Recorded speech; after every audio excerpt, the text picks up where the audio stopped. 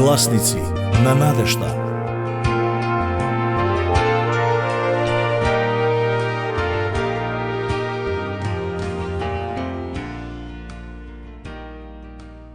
Глава 37. Биди внимателен како судиш. Сите ние сме создадени со способност да одлучуваме.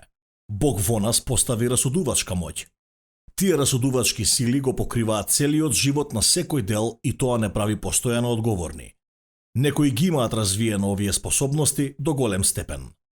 Во легална професија тие се поставени како судии да го протолкуваат законот на заедницата и да донесат одлука. Иако не толку развиени, но сепак секој од нас ја има оваа способност затоа што сме луѓе. Поради тоа, мора да бидеме сигурни дека нашите овластувања ги користиме правилно и непристрасно. Повеќето од нас им судиме на нашите соседи многу построго отколку самите себе. Можеби затоа што ги немаме сите докази. Така што нашиот суд е неправеден кон нив и најверојатно неправеден кон нас, кога си судиме самите на себе си.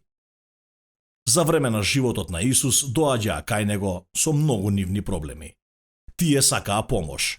Во многубројни прилики, одредени личности планираа да создадат ситуација каде што ќе го остават него без вистински збор. Нема начин да се одлучи без да се прекрши Божиот свет закон. Таква случка е запишана во Евангелие по Јован, 8 глава, од 1 до 11 стих. Сакам да слушнеш што точно се случи. Исус отиде на Маслиновата гора. А во мугрите повторно дојде во храмот и сите луѓе доаѓаа кај него. Тој седна и ги поучуваше. Тогаш закониците и фарисеите доведоа една жена фатена во прељуба и откако ја поставија насреде, му рекоа: „Учителе, женава е фатена на самото дело во прељуба. Мојсей ни нареди во законот да ги каменуваме таквите, а ти што велиш?“ Тоа го рекоа за да го искушат, та да имаат право за што да го обвинат. А Исус се наведна и почна да пишува со прст по земјата. Но бидејќи и натаму го прашуваа, се исправи и им рече: „Оној кој од вас е безгрешен, прв нека фрли камен на неа.“ И пак се наведна и пишуваше во земјата. А тие, кога го слушнаа тоа, почнаа да отстапуваат еден по еден, почнувајќи од најстарите. А Исус остана сам со жената, која стоеше насреде. Исус се исправи и рече: „Жено, каде се другите? Ниеден ли не те осуди?“ Таа рече: „Ниеден, Господине.“ Исус и рече: „Ни јас не те осудувам, оди си и од сега не греши повеќе.“ Со ова искуство може да донесеме неколку заклучоци кои се неопходни за да ни помогнат да бидеме повнимателни како судиме. Например, еве еден кој е виновен на дело. Доказите беа докажани. Тие ја донесоа неа. Тие рекоа дека таа беше фатена на самото дело. Доволен доказ за да ја постават како жртва. Ја чекаа пресудата. Така, тие се навратија на законот на Мојсеј. Мојсеј ни нареди во законот да ги каменуваме таквите. Што велиш ти? Имаме еден што е виновен, фатен на самото дело. Како да ја осудиме? Како ќе ја судиш? Тие беа многу брзи за да ја осудат. Ако не беа ја довеле кај Исус за да го искушат него, за да откријат што тој ќе рече, тие беа каменувале на самото место. Виновен на дело, но исто има и виновен во срцето. Тие го ставија Исус на судење, наместо веднаш да им одговори, тој почна да пишува на земјата. Не знаеме точно што тој напиша, но тие продолжија да го притискаат. Тие бараа пресуда. Тие се прашуваа како и што ќе каже тој. Но бидејќи и натаму го прашуваа, се исправи и им рече: „Оној кој од вас е безгрешен, прв нека фрли камен на неа.“ И пак се наведна и пишуваше по земјата.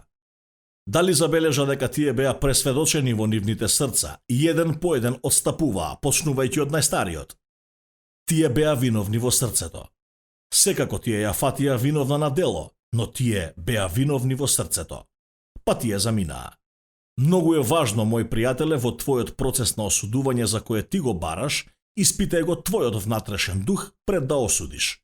Да, лесно е да си многу строг, се додека случајот не се сврти кон тебе. А Исус остана сам со жената која стоеше насреде.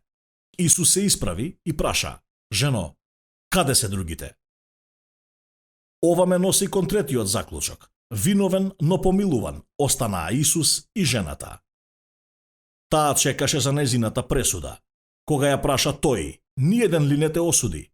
Таа одговори, ниеден, Господине. Слушнете што тој рече. Ни јас не те осудувам, оди си и од сега не греши повеќе.